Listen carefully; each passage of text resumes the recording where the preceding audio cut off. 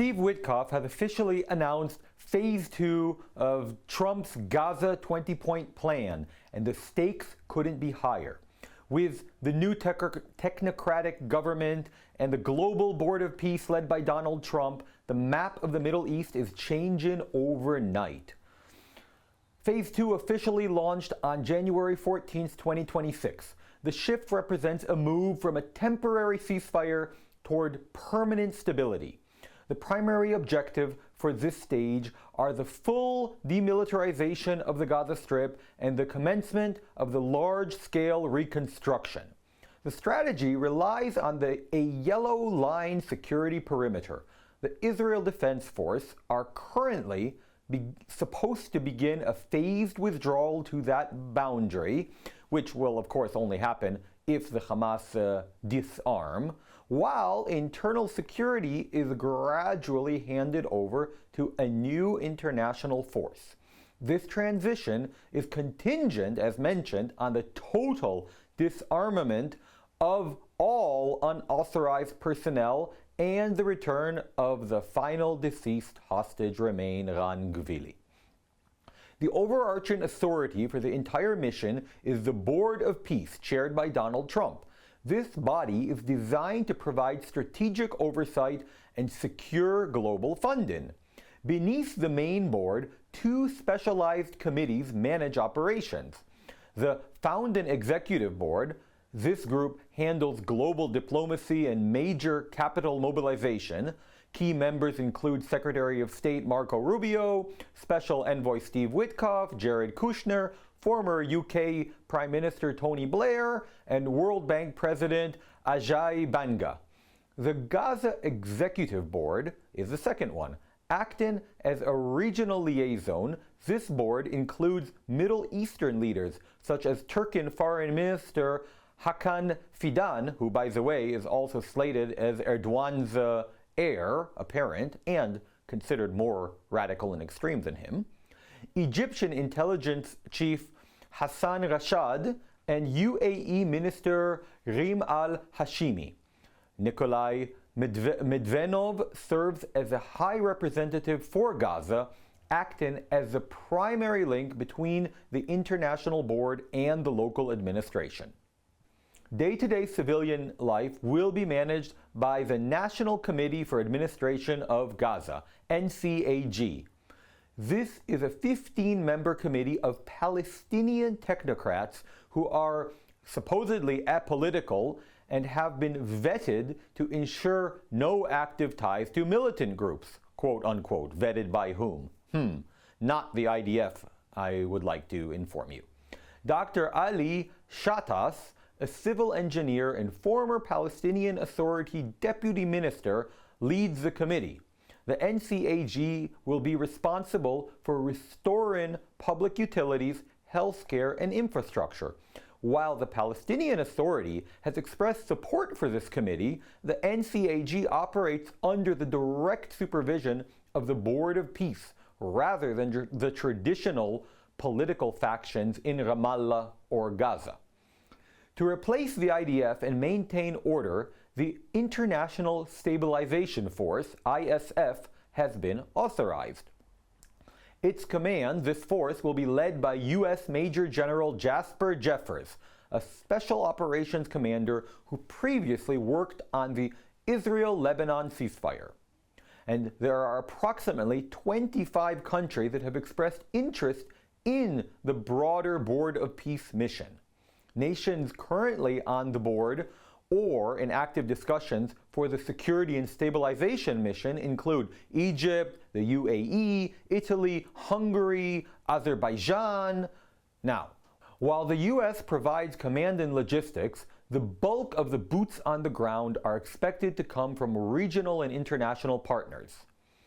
Although a major point of friction remains the Turkish veto, where Israel has rejected the presence of Turkish troops within Gaza, though Turkey remains a key diplomatic member of the executive board. Now, why would Israel reject them? Because Turkey supports Hamas and will not disarm them and will help them to conduct future terrorist activities against Israel. The plan includes a specific provision for the disarmament of Hamas through an amnesty program. Under Point 18, members who renounce violence, decommission their weapons, and commit to a peaceful coexistence are granted immunity. Hamas leadership has indicated they will dissolve their existing government in favor of the NCAG, but the physical surrender of weapons remains the plan's most difficult hurdle. The ISF is authorized to use force to dismantle any remaining tunnels or weapon caches if the voluntary disarmament period fails. Now, they're not going to do it, but in theory they're authorized. Netanyahu accepted Donald Trump's invitation to join the Board of Peace, and that is largely a strategic pivot to ensure Israel maintains a veto from within. By joining, Netanyahu ensures that Israel has a direct veto on when the security environment is considered safe enough for the final IDF withdrawal. Netanyahu has historically avoided public rifts with Donald Trump, with Trump framing the Board of Peace as a prestige body that could eventually replace the UN. Netanyahu likely felt that staying out would leave Israel isolated while regional rivals like Turkey and Qatar gained influence. Israel remains skeptical of the 15-member NCAG, and by sitting on the Board of Peace, Netanyahu can more effectively demand strict vetting of every individual involved in Gaza's new administration. The plan has caused a significant rift within the Israeli government and public.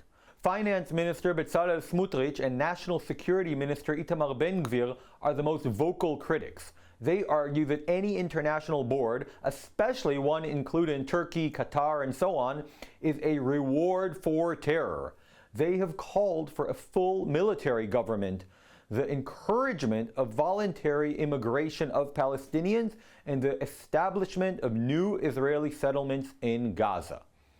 Critics argue that handing security to an international stabilization force led by a U.S. general effectively abdicates Israeli sovereignty and leaves Israel's safety in the hands of foreign troops who may not have the same will as the IDF to get things done.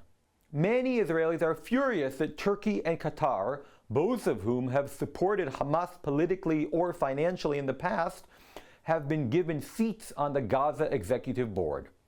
They see this as a Trojan horse that will allow Hamas to survive under a different name. Now, despite vocal opposition, there is a strong pragmatic base for supporting the move. For many, the Board of Peace represents the only clear path to finishing the return of Ran Gvili's remains and ending the cycle of reserve duty for Israeli families. Might I remind you that our very own Yuda just finished 105 days of reserve duty 2 weeks ago and already has his next date in August. And Nir finished in last September and is going in next month. It's very, very difficult. The war has put an enormous strain on the Israeli economy. Supporters see the $70 billion International Reconstruction Fund, which is paid for by the UAE, Saudi Arabia, and others, as a way to shift the financial burden of managing Gaza off the Israeli taxpayer. Some left wings who call themselves moderates and some security officials who are also very political believe that the ISF provides a necessary buffer that allows the IDF to focus on other fronts, like Hezbollah in the north or Iran, while still maintaining a security parameter around Gaza. Though I would add that no international force is going to stop terrorists from killing Israelis at the cost of their own troops. With the $70 billion on the line, which is the fund that's supposed to do this reconstruction, and an international force moving in, the 20-point plan is no longer just a proposal. It is soon to be a reality. Is Israel's security guaranteed, or has sovereignty been traded for a false stability? Join us next time for more.